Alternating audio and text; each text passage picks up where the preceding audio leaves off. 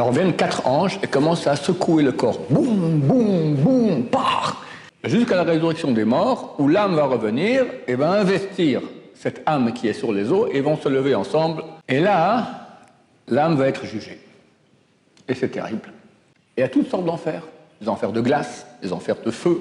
C'est pas qu'il y a des chaudrons avec des démons qui sont en train de tourner comme ça la casserole. Et ils disent, ils restent en enfer pour l'éternité des éternités. Mais ces êtres existent, d'accord? Ils veulent le dévorer. Ils attendent la mort et là, ils lui sautent dessus. Il a une souffrance terrible. Pourquoi? Qu'il a enterré des gens vivants et il voit, eux peuvent encore faire des mitzvot. Et moi, c'est terminé pour toujours. Toujours. Profiter de la vie, faire encore. Parce qu'un beau jour, terminé. Pâques. Messieurs, peu importe si on part dans 24 heures, dans 24 mois ou dans 24 ans, on part. Et quand on part, on ne revient plus. Et chaque jour qui passe ne revient plus jamais.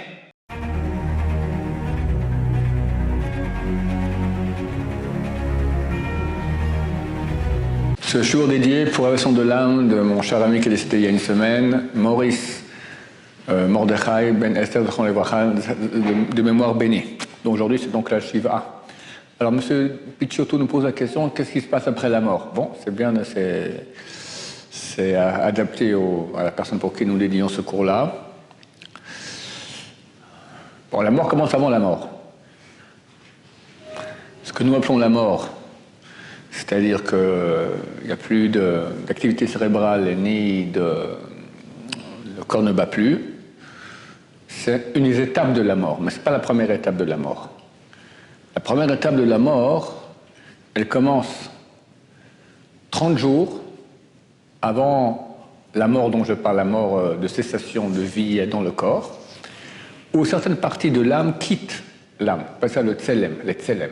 Le tselem, on a en nous un tselem. Qu'est-ce que c'est? Il y a beaucoup de sortes d'âmes. On a 5 parties d'âme. Nefesh, Ruach, Neshama, Chayechida.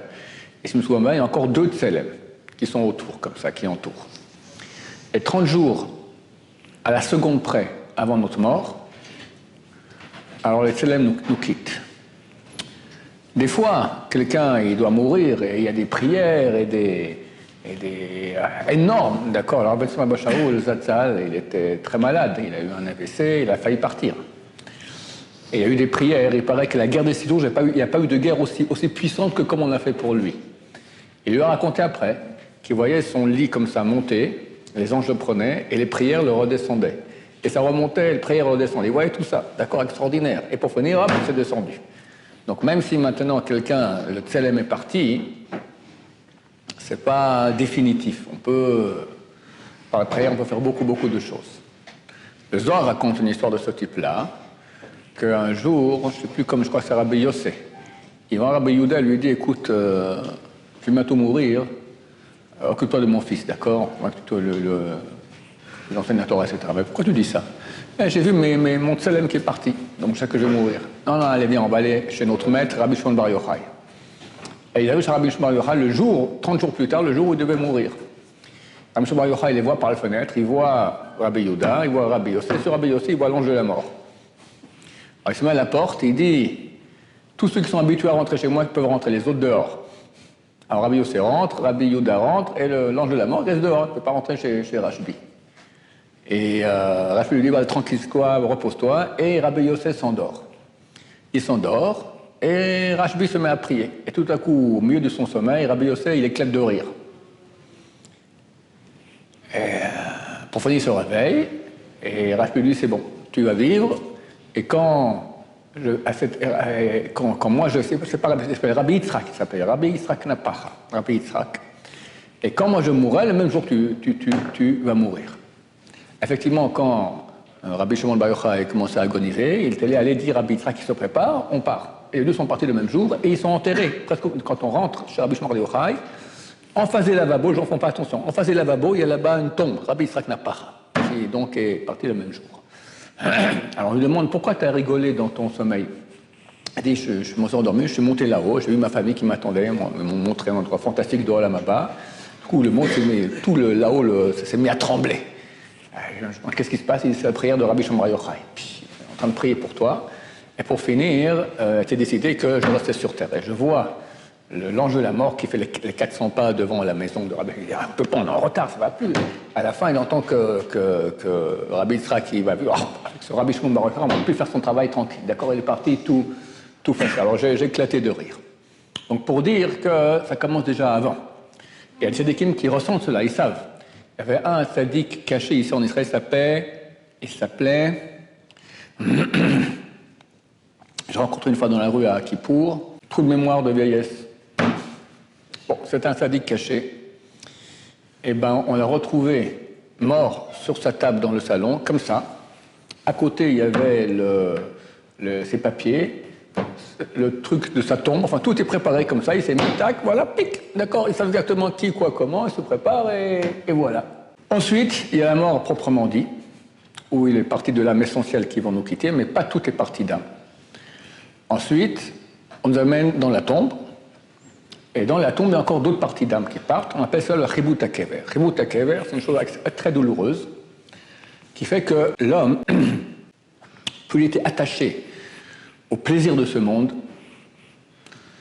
manger, boire, se vanter, l'argent, les filles, les bagnoles, dormir, et dormir, et dormir, d'accord? Donc il est attaché au corps.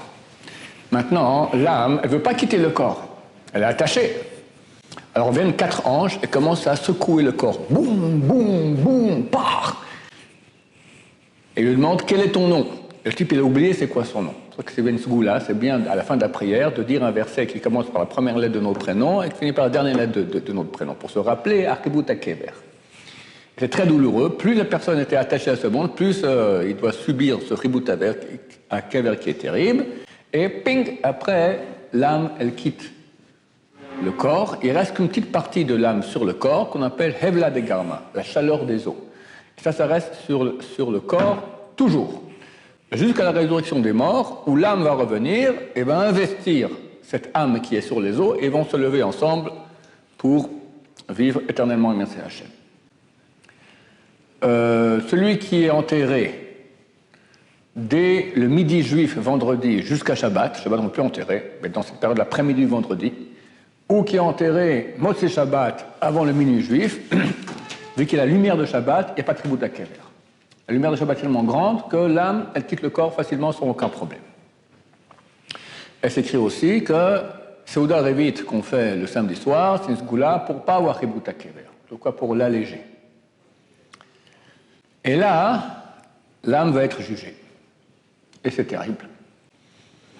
On amène tous les péchés, toutes les mitzvot, on regarde chaque point. Il n'y a pas un péché grave qui va cacher un péché moins grave. Tout est jugé. Et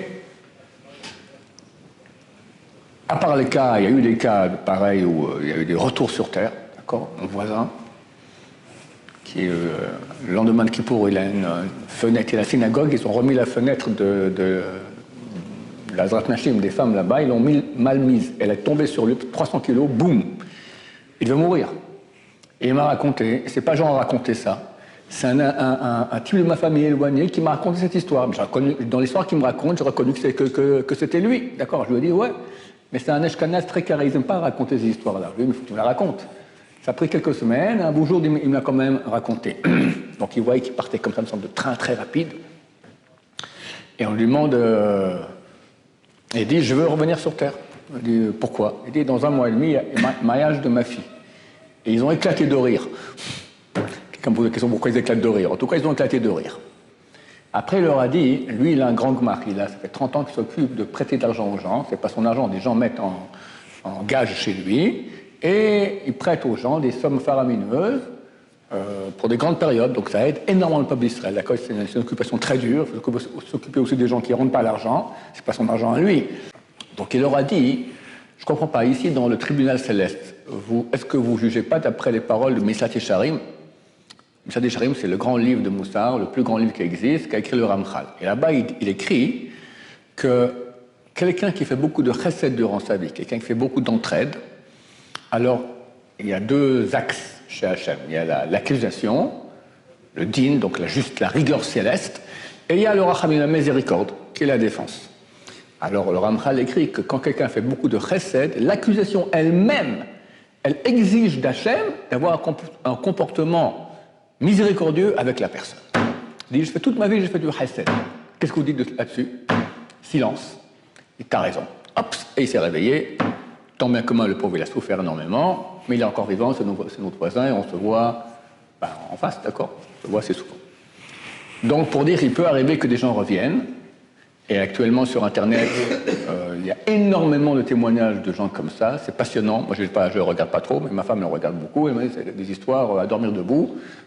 C'est extraordinaire, d'accord? Une bonne femme, elle est à l'air, elle se fait écraser par un truc qui est tombé de la grue comme ça, elle est écrabouillée, d'accord? Puis, au Hachem, elle s'est...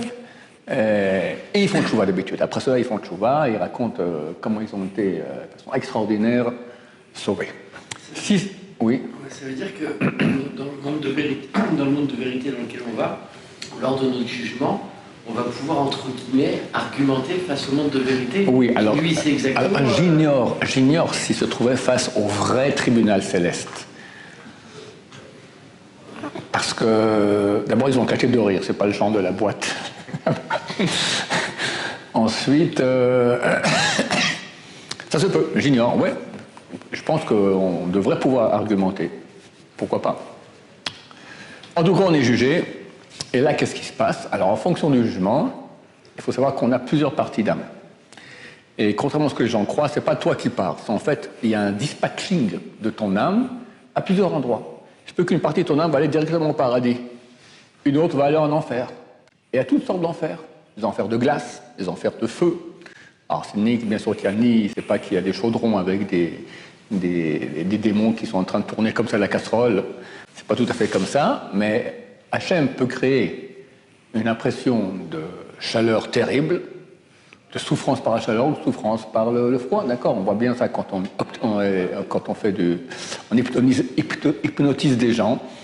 Il y a très connu, il était chez Yeshiva quelques jours, il s'appelle David Lefrançois, d'accord? Alors il fait des séances comme ça, et il dit, ça sent très mauvais, ils sont comme ça, presque ils veulent vomir, ça sent extrêmement bien. Ah, ils sont comme ça tout, alors quelqu'un peut sentir qu'il a chaud, qu'il a froid, donc Hachem peut, si un hypnotiseur peut le faire, Hachem peut aussi faire vivre à quelqu'un l'enfer, ou de froid pour les gens paresseux, ou de feu pour les péchés qu'on a fait avec beaucoup de feu, d'accord? De chaleur et d'enthousiasme. Ça, le paradis et l'enfer, c'est la meilleure solution qu'il puisse y avoir. Parce qu'après l'enfer, les Réchaïm normaux, les mécréants normaux, ils sont 12 mois en enfer, grand maximum. C'est pour cela que les enfants qui font Kaddish pour leurs parents font pendant 12 mois et pas plus. Après, ils font, mais pas tous les jours comme ils font la première année. Et ils arrêtent même une semaine, chez nous, on arrête en fin du 11e mois, au début du 12e mois, pour pas que les gens disent, alors on s'arrête une semaine et on recommence. Pourquoi on fait cet arrêt? Pour pas qu'on dise, ah, ton père c'était un des Réchaïm, c'est marqué les Réchaïm, ils sont au maximum 12 mois, ton père était un rachat. Pour pas dire comme notre père était rachat, donc on fait un petit arrêt au milieu. C'est pour cela aussi que dans les lois de deuil, les 3 premiers jours sont des jours de pleurs, après les 4 autres de deuil, après encore un deuil amoindri du 7 au 30e, tout cela correspond à ce qui se passe avec l'âme. Au début, le jugement est beaucoup plus dur, après il va en s'allégeant. Maintenant, la solution de l'enfer, c'est la meilleure solution. Pourquoi? Parce qu'après l'enfer, on va directement au paradis. L'enfer, c'est tu as une tache sur l'habit, on nettoie la tache, et hop, après tu peux aller au paradis et c'est bon. Attention, l'enfer ne fait pas gagner des mitzvot qu'on n'a pas fait.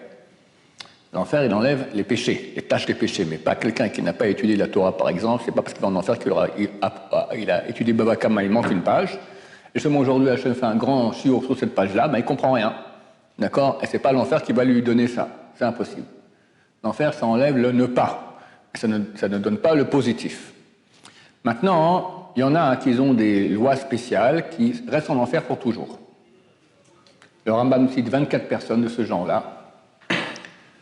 Et ils disent, ils restent en enfer pour l'éternité des éternités. Ça fait peur, parce que c'est pas si trop difficile de transgresser ce genre de choses qu'il écrit là-bas. Il a fait à l'époque un cours. On va pas trop s'attarder là-dessus. Ce qu'il va aller voir, peut aller voir ces raisons qui sont évoquées. La Kabbalah, le grand-père de Rav Eliashiv, qui s'appelait Rav Shlomo Heikel Eliashiv, d'accord, qui était un plus grand kabbaliste ashkénaze des derniers siècles, lui, il écrit que d'après la Kabbalah, il est impossible qu'à la fin, toutes les âmes juives se réunissent avec la divinité. Chaque juif, il a en soi une partie divine intérieure. Les goïms aussi, ils ont, mais l'extérieur. Nous, c'est intérieur. Et impossible de se faire l'unicité complète d'Hachem, qu'une partie manque. Donc même ces grands mécréants, c'est marqué que l'enfer s'arrête, mais eux continuent. Un beau jour, l'employé de l'enfer dit « Ok, moi je prends la retraite », il ferme les clés, terminé, on éteint tous les fours. Il y a encore une petite cave là-bas, ou une grande cave d'accord, où ça continue encore pour des millions d'années pour ces mécréants-là. En parenthèse, l'enfer est très grand. La Gemara dans Chagiga, si je me souviens bien, elle dit comme ça, elle dit que l'Égypte l'Égypte, elle fait 400 km sur 400 km. Couche est 60 fois plus grand que l'Égypte. Le paradis est 60 fois plus grand que Couche. C'est comme ça que fonctionne, oui, le paradis. Le paradis, c'est le Gan Eden, le jardin d'Éden. Maintenant, il y a un fleuve qui sort de Eden qui va au paradis. Le Eden est 60 fois plus grand que le paradis, et l'enfer est 60 fois plus grand que le Eden. Donc c'est très grand l'enfer. Il y a place pour tout le monde. Alors, Rav Elyashiv dit qu'il est impossible qu'à la fin, ces grands mécréants ne fassent pas partie de l'unicité d'Hachem, donc ils vont aussi, oui, l'enfer va quand même s'arrêter, et quand même ils se réunissent avec Hachem. Mais c'est tellement loin, tellement long, que le Rambam, il écrit, pour des générations en génération, il reste pour toujours, c'est le toujours de ce monde-ci. D'accord? Donc ça, ce sont les bonnes solutions. Celui qui va en enfer, qui sort, après il va au paradis. Maintenant, il y a d'autres purgatoires, dont, alors un s'appelle Kafakela. Kafakela, l'âme qui est poursuivie par ses péchés dans le monde. Kafakela, c'est la cuillère de la fronde. La fronde, comme ça, là où elle est catapultée d'un endroit à l'autre, et poursuivie par les démons qu'elle a créés. Notamment Zeral Batala, quelqu'un qui en fait Zeral Batala, il crée beaucoup de démons qui le poursuivent après la mort. Pour cela que nous, on a une coutume, nous, ici à Jérusalem, c'est bien que les gens le savent quand ils viennent enterrer ici leurs morts. Si c'est un défunt, c'est un homme, c'est pas une femme, alors on dit que la descendance du défunt ne suive pas le corps. Après qu'on a fait l'oraison funèbre, on prend le corps et on va l'enterrer. On demande à toute la descendance de ne pas suivre le corps. Les enfants, tout ça, toute la descendance ne suivent pas le corps. Ils restent là-bas à l'endroit de l'oraison funèbre et vous ne voient pas l'enterrement lui-même. Pourquoi? Comme cela, on empêche aussi la descendance qui n'a pas de corps. Ce sont les démons que le défunt a dû faire. Quelqu'un, quand il fait Zeral Batala, il fait la sommation de vin, il crée des êtres sans corps. Mais ces êtres existent, d'accord? Ils veulent le dévorer. Ils attendent la mort et là, ils sautent dessus. Alors on dit, stop, personne ne suit. Ni les descendances qui ont un corps, ni les descendances de démons qui n'ont pas de corps. Et il y a enfin le purgatoire qui s'appelle le Gilgul, qui s'appelle la réincarnation, qui est terrible. Pourquoi? C'est comme un habit qui est sale. Alors s'il est un peu sale, on le met à la machine à laver et on le nettoie. Ça, c'est la machine à laver, c'est l'enfer. Mais s'il est découpé en petits morceaux, déchiré, on ne peut plus rien faire avec ça. Il faut l'envoyer de nouveau à l'usine, ils vont le refaire, et puis voilà. Envoyer à l'usine, c'est renvoyer de nouveau dans ce monde-ci. Il revient. Il revient. Et pourquoi c'est tellement dangereux? Parce que des fois, il revient pour quelques péchés qu'il a fait, mais il revient à peu près le même, avec les mêmes envies. Et des fois, il fait bien pire quand il revient ici que dans son premier Gilgul, dans sa première incarnation. Donc ça peut être terrible. Maintenant, il y a des incarnations dans l'être humain, juif, incarnation être humain, goy, incarnation dans l'animal, incarnation dans le végétal, incarnation dans le minéral. Pour des périodes qu'Hachem décidera, ce sont ça les sanctions. Et c'est pour ça qu'il est bien, quand on fait Ben Ish Chai écrit, quand on mange, il est bien de penser qu'on fait le tikkun, la réparation des âmes qui sont incarnées, réincarnées dans la nourriture que nous mangeons. À ton tonton, par exemple, voilà, lui, il était pendant 20 ans un petit grain de sable, et un beau jour, le petit grain de sable est monté dans une plante de salade, et une vache est venue, donc il met du minéral à végétal, et après une vache est venue, elle a mangé la salade, et pour finir, le steak de la vache arrive dans ton plat. C'est tonton. Ça arrive souvent que les membres de la famille reviennent être réparés par les descendants. Maintenant, tu n'as pas fait la bracha, c'est cuit. Tout ça, c'était fait pour que tu fasses la bracha, la bénédiction. Tu n'as pas fait, c'est mort. Et même si tu as fait, c'est insuffisant. Il faut que tu penses maintenant que tu fais le tikkun. C'est pour ça que c'est bien de manger beaucoup Shabbat, parce que Shabbat, on fait le tikkun beaucoup plus que les autres jours. Parce qu'on mange aussi le poisson. Le poisson, c'est l'animal le plus pur qu'il y a. Les autres animaux, les mammifères, il faut égorger, faire la salaison, enlever le sang, pas toutes les parties sont permises, il y a des graisses interdites. Le poisson tel qu'il est, tu peux le manger comme ça, d'accord, aucun problème, oui. La bracha, ça suffit pas, faire le tikkun. Ça suffit pas.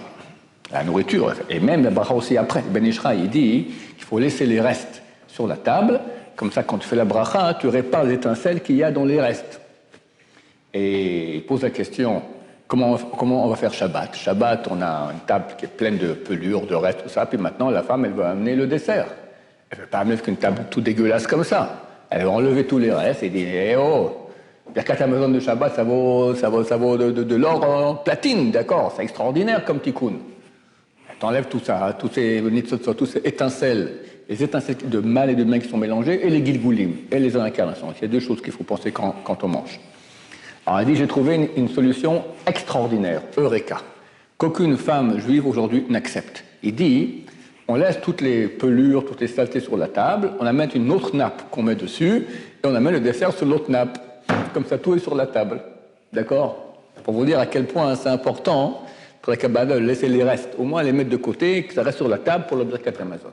D'accord? Ou tout le brachona que tu fais bon, Nefashot, à la Myria, etc., c'est bien que les restes restent sur la table.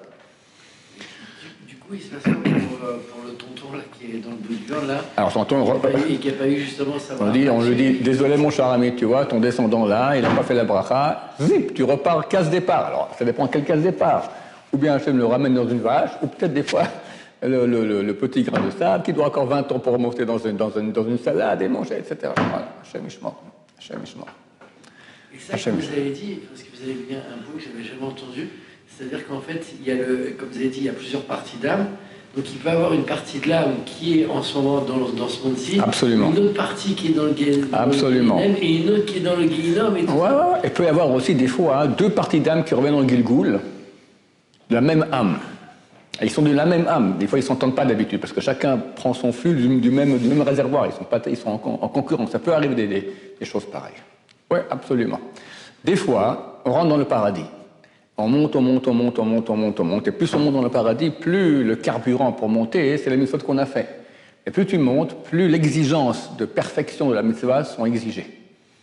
Et au bout d'un moment, tu as des mitzvot que tu as fait pour ton kavod, on élimine. Après, les mitzvot que tu as fait pour avoir réussir ton permis de conduire, on élimine. Après, les mitzvot que tu as fait pour avoir Olam Haba, bon, c'est bien, au bout d'un moment, c'est plus valable, c'est pas les Shem Shamaim. Après, il faut les mitzvot que tu as fait avec amour d'Hachem. Et que amour d'Hachem, et beaucoup d'amour d'Hachem. Au bout d'un moment, on s'arrête. Alors des fois, ça se peut après un siècle, 2 siècles, 1000 ans, 2000 ans des fois, d'accord? Un tzaddik, il revient sur terre, il revient en Gilgoul sur terre, pour refaire une mitzvah, pour refaire encore un peu petit truc de choses, parce qu'il manque de carburant pour continuer plus. Ça arrive. Très souvent, ce sont les jeunes gens qui sont décédés jeunes. On voit des gens qui sont des parfaits, des tzaddikim, des gens vraiment parfaits, et ils meurent jeunes. D'habitude, ce sont des tzaddikim qui sont venus pour réparer un peu. Ils ont fini leur job. Qu'est-ce qu'il va rester encore ici 70 ans, 80 ans à souffrir dans ce monde-ci. Lui, il a une passe au paradis géniale. Il repart là-bas. Il est très content d'être là-bas. Il peut venir dans ce monde juste pour étudier. Oui, bien sûr. D'après la nature de l'âme, certains péchés, il y a des groupes d'âmes. Et chaque groupe d'âmes, elle a un certain job spécial à faire. Pour un même péché que 2 âmes vont transgresser, un pour revenir en Gilgoul, l'autre pas. Tout dépend de quel groupe d'âme il fait partie. Maintenant, comprenez que, on parle encore un petit truc sympathique, comprenez que si, quand quelqu'un revient sur Terre, il a toutes les chances de refaire les péchés d'avant, du point de vue statistique, on ne va pas avancer. Parce que, vu que c'est 50-50, tu as libre arbitre à peu près à égalité, donc sur une population donnée, tu auras la moitié qui va réussir, l'autre moitié qui va rater. Et ça reste comme ça sans cesse. Donc l'humanité n'avance pas. Alors, Hachem, il a fait un très grand chesed, une très grande bonté avec l'humanité qui permet une chose qui s'appelle le Haïbour Neshama. Qu'est-ce que c'est que le Haïbour Neshama? C'est littéralement être enceinte d'une Neshama. Quelqu'un peut, lorsqu'il s'apprête à faire une mitzvah, il veut le faire bien comme ça, il peut recevoir une âme de tzaddik qui rentre en lui et qui l'aide à faire la mitzvah. Ce sent tout coup un truc spécial. Il se sent vraiment comme ça un courant, comme ça, qui l'aide à faire la mitzvah. C'est le tzaddik qui vient l'aider à faire la mitzvah. Le tzaddik qui reçoit le mérite de la mitzvah, parce qu'il a aidé. Et le type qui fait la mitzvah, il est aidé aussi. Maintenant, c'est pas forcément une âme de tzaddik, quelqu'un qui manque d'une certaine mitzvah. Alors, si Dieu a pitié de lui, au lieu qu'il revienne ici en Gilgoul, et puis avec tous les risques que ça comporte, alors il revient dans un corps de quelqu'un qui va faire des mitzvot, et il reste avec lui. Il peut rester avec lui même des dizaines d'années, à condition qu'il ne fasse pas des péchés. Quand la personne fait un péché, alors l'âme du tzaddik, ou la personne qui est venue maintenant, on va dire Rouven, il est sur terre, Shimon, il est venu maintenant l'aider à faire des mitzvot, Rouven va faire un péché, Shimon quitte là. Des fois elle revient, des fois elle ne revient pas, d'accord? Tout est en fonction. Il faut faire attention de ne pas faire des péchés parce que l'âme, elle vient que pour faire du bien et pas du mal. Et ça, c'est un truc que j'ai appelé capital garanti, d'accord? C'est un investissement capital garanti. Ça veut dire que tu risques rien, tu vas que gagner. L'âme qui vient en Hibour Neshama, elle peut que gagner les mitzvot qu'elle aide à faire à la personne qui est sur terre, elle peut jamais perdre, parce qu'elle va jamais participer aux péchés qui ont été faits. Donc c'est un moyen aussi de réparation qui permet à l'humanité d'avancer. Sinon, c'est pas la joie, quoi. Voilà. Que dire encore? Très bientôt, d'après Baba Saleh, dès que Mashiach revient, il y aura résurrection des morts. Qu'est-ce que c'est résurrection des morts? La partie d'âme qui était restée sur les os, dont un peu auparavant, la chaleur des os, elle ne peut pas monter au paradis. Elle attend ce moment-là. Et à ce moment, résurrection des morts, les âmes qui ont été renforcées très fort par la proximité d'Hachem reviennent avec une charge de vie énorme qui permet à la partie d'âme qui est dans la tombe de ressusciter quelque part. D'accord? Alors, est-ce qu'on ressuscite son corporel, que tout à coup, tac, les tombes s'ouvrent, d'accord, hop, coucou, c'est moi, on verra des corps, ou bien, comme explique le Rav Eliashiv, le Shem, ça sera des corps, ils auront des corps, mais des corps de lumière.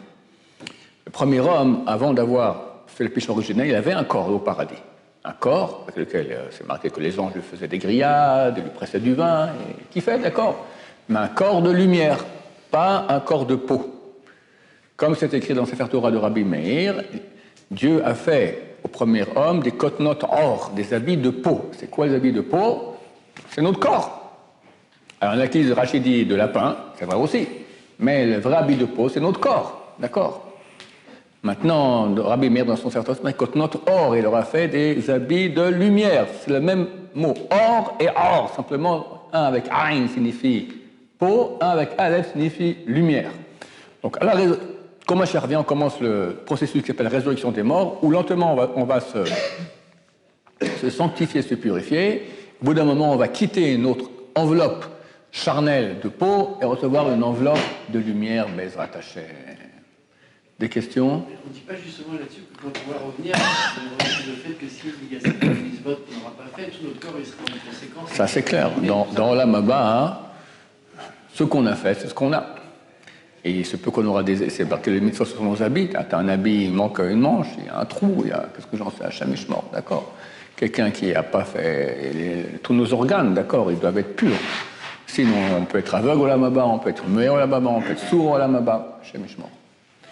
Ce que je vais expliquer aussi, une chose super importante que j'ai oublié d'expliquer, c'est que quand on vient en Gilgoul, quand on vient en réincarnation, c'est pas nous exactement qui revenons. C'est une partie de notre âme, celle qui n'a pas été réalisée. Je vais essayer d'expliquer. C'est comme si on prend une bouteille d'1 litre, d'accord? La bouteille, on appelle ça l'âme, et c'est un potentiel de vie. Chaque jour, tu as une autre partie qui vient sur Terre dans notre corps, chaque jour. C'est une autre partie de l'âme qui vient, et tu peux la réaliser. En Torah, en prière, en mitzvot, ou perdre ton temps. Tu joues aux cartes, après tu fais dodo, tu manges, tu bois un petit coup, de nouveau dodo, tu vas rigoler, voilà, la journée est passée, détente comme on dit. D'accord, tu as raté ta journée, elle est vide. Tu arrives au Lamaba, en fait, de la bouteille, d'accord, combien tu as vraiment réalisé? La bouteille, c'est tout le potentiel de ta vie. Combien tu as réalisé? Allez, quelqu'un qui a réalisé 20%, c'est déjà bien. Pas beaucoup, 20%. Alors 20%, c'est lui. Et il va avec ses 20% au paradis, et c'est lui. Pour l'éternité. Le 80% de cette bouteille, qui était son âme, mais que lui n'a pas réalisé, revient dans un autre corps. Et lui, il va foncer, il va faire 50% des 80% qui restaient, c'est-à-dire 40% de la totale. Ok, il décède, ce 40%, c'est ce qu'il prend lui pour son Olam Haba. Le 40% qui reste encore de la bouteille revient dans un troisième corps. Et comme ça, etc. Et nous, aujourd'hui, on est les petits manques qu'il y a encore de peut-être des dizaines, centaines de Gilgulim qui étaient avant nous. C'est pour ça qu'on notre capacité est très petite, parce qu'on a un potentiel qui est petit. Il faut comprendre, c'est pas, quand on dit qu'on revient en Gilgul, c'est pas exactement nous. C'est une partie de notre âme qu'on n'a pas réalisée. Pourquoi je dis ça? Parce que quelqu'un, il me dit des fois, bon, ok, moi, ce Gilgul-là, je vais m'amuser. Le prochain Gilgul, je vais bien me rendre. Gros crétin. Toi, c'est toi. L'autre qui reviendra, c'est une autre partie de ton âme. C'est pas toi, ce sera quelqu'un d'autre. La résurrection des morts, qui se lèvent? Tous se lèvent. Le premier avec ses 20%, le deuxième avec ses 40%, le troisième avec son... Chacun, il se lève avec la partie d'âme qu'il a réalisée. Celui qui mérite de se lever. Donc ce sont des corps différents avec des parties d'âme communes. Mais ce n'est pas le même exactement. Donc personne ne peut dire maintenant, pourquoi je dis ça, parce que ça fait extrêmement peur. C'est que notre vie, elle est unique. Le jour où tu meurs, c'est terminé. Le Gaon de Vilna, il dit un truc terrible. Il dit que lorsque le corps il est à l'horizon funèbre, après on le prend pour être enterré, il a une souffrance terrible. Pourquoi? Parce qu'il a enterré des gens vivants et il voit, eux peuvent encore faire des mitzvot. Et moi, c'est terminé pour toujours. Toujours. Nous, on peut dire, encore répondre à Amen. Un Kaddish, une étude de Torah. Combien c'est un grand chesed de Dieu qu'on peut vivre, profiter de la vie, faire encore. Parce qu'un beau jour, terminé. Pâques. Comme disait Michel Fugain, le grand sage d'Israël, chante la vie, chante comme si tu devais mourir demain. C'est un tube de notre jeunesse. Vous n'avez peut-être pas connu, d'accord? Chante la vie comme si tu devais mourir demain. Quelqu'un doit mourir demain, il va se mettre à chanter. Il voulait exprimer que quand quelqu'un sait que demain il va mourir, alors il ne perd pas son temps, il va profiter. Alors lui, il va chanter. Mais nous, qu'est-ce qu'on va faire? On va essayer de gagner le maximum pour notre Olam Haba. Messieurs, peu importe si on part dans 24 heures, dans 24 mois ou dans 24 ans, on part. Et quand on part, on ne revient plus. Et chaque jour qui passe ne revient plus jamais. Plus jamais, on doit en profiter, on doit investir, gagner énormément. Voilà, que Dieu nous aide dans ce sens. Baruch Adonai, l'olam, amen, va amen.